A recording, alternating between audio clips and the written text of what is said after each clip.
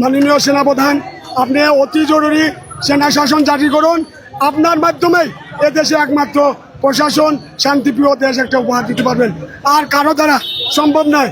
বাংলাদেশের রাজনৈতিক অঙ্গন এখন উত্তপ্ত, চারদিকে চলছে নানা গুঞ্জন।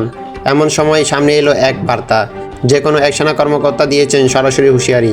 একদম স্পষ্ট ভাষায় বলে দিচ্ছে, বাংলাদেশ আর্মি জাস্টিসের পক্ষে, যেটা জাস্টিস হবে সেটার পক্ষে আমরা থাকবো। ইনসাফ, নো কম্প্রোমাইজ উইথ ইনসাফ। এবং যতক্ষণ পর্যন্ত আমাদের গায়ে বিন্দুমাত্র শক্তি থাকবে, will never compromise that. This is our country and will protect it at any cost. দেশের ভবিষ্যৎ নিয়ে কেউ খেলবে না, আর যদি খেলে বাংলাদেশ আর্মি চুপ করে থাকবে না। এ বক্তব্য ছড়িয়ে পড়ার পর থেকেই দেশ জুড়ে শুরু হয়েছে আলোচনা ও তোলপাড়। আপনাকে সুখে থাকতে কি ভূতে কিলায় নাকি? আপনাকে ভূত পাইছে? আপনাকে ভূতে কিলায়?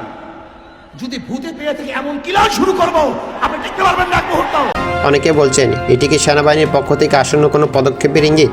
আসলে বাংলাদেশের ইতিহাসে সেনাবাহিনী সবসময় দেশের সার্বভৌমত্ব, শান্তি ও স্থিতিশীলতার প্রতীক। 1971 সালে মুক্তিযুদ্ধ থেকে শুরু করে প্রতিটি সংকটে তারা দাঁড়িয়েছে দেশের পাশে। শুধু যুদ্ধক্ষেত্র নয়, এটা কি কেবল সতর্কতা বার্তা, নাকি সময় এসেছে বাংলাদেশের ইতিহাসে আরেকটি বড় পরিবর্তনের?